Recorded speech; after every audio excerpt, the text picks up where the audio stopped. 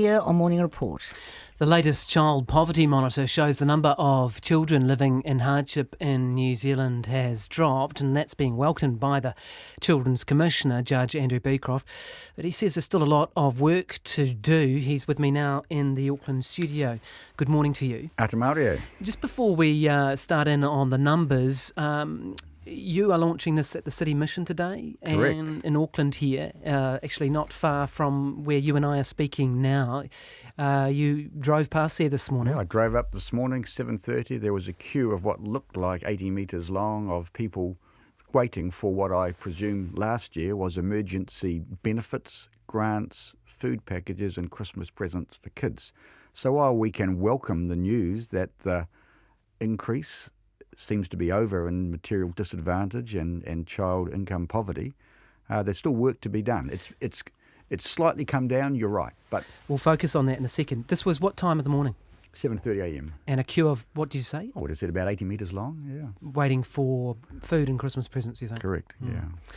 All right, so that's the need is pretty pronounced. And Yeah. for people to do that in a central Auckland street, which were main thoroughfare, it shows, I felt, it shows things are pretty desperate. It's pretty sobering, isn't it, walking past And there? I was with my media advisor and we just quietly said to each other that paints its own powerful picture. That's the lived reality on the street. Let's have a look at the numbers, because you've crunched them pretty strongly. And your introduction to your press statement says that the growth in child poverty has been halted and the indicators are dropping.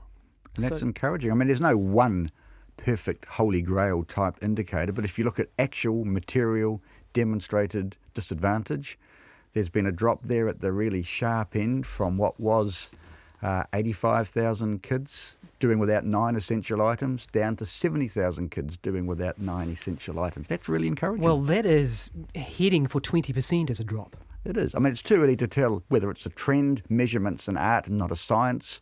We'll need to see in years to come, but so far, so good. A good platform has been laid. And bear in mind, these figures go back to the 30 June 2016 year, so we're almost 18 months further on. The best of the previous government's commitment in terms of the $25 increase in child benefits, the Working for Families package increase, has yet to be seen. So there's every reason to hope that this is going to continue to go down.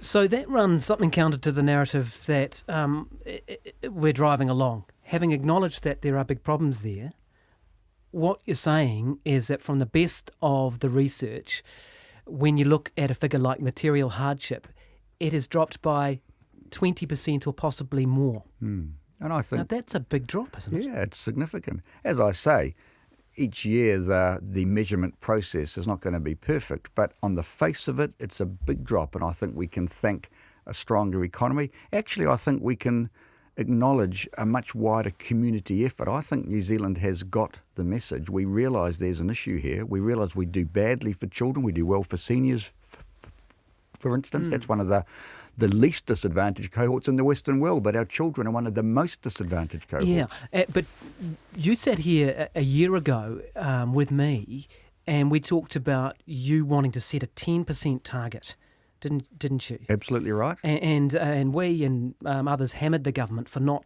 wanting to actually sign up to Correct. that.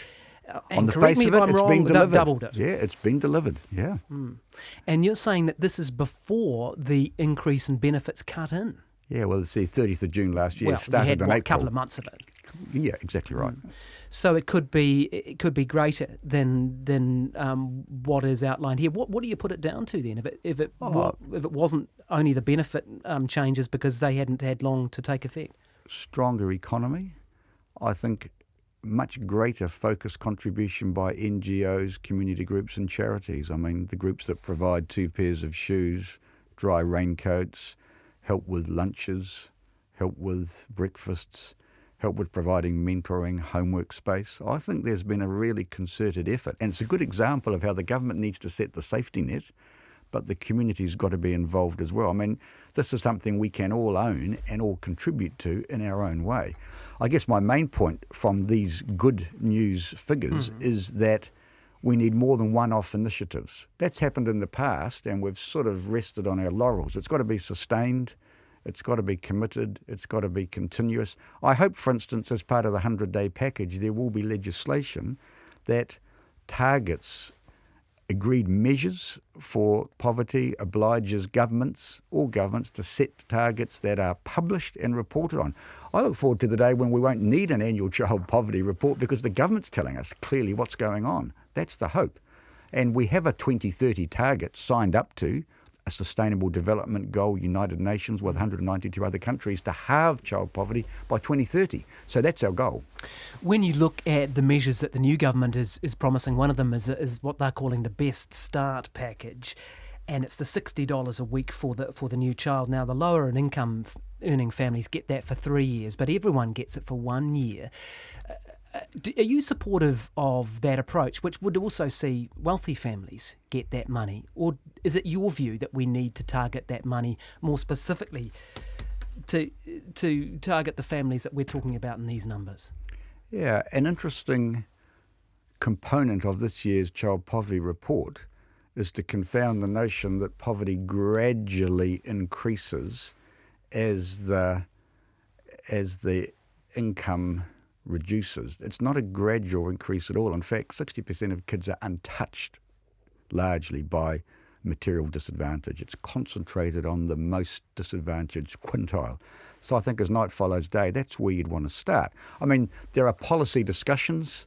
I think for this government, as with any government, the challenge is to walk the talk now. I mean, we need to see something that is sustained and more than one-off, although we've heard there'll be a further increase in the Working for Families package. So if you add that on with what was done towards the end of the last government, there's every reason to think there'll be pretty significant declines. That's what we want. And just finally, if we continue down this path, then we're going to make some pretty serious inroads into this problem, right? Absolutely. It's a short-term problem, 25 or 30 years old. We could fix it in less than a generation. That's what I believe we all want, and I know we can do it.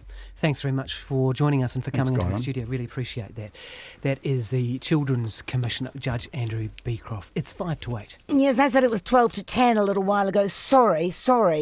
It put the frighteners up you all. Very sorry for everything. New Zealanders being held in Australian detention centres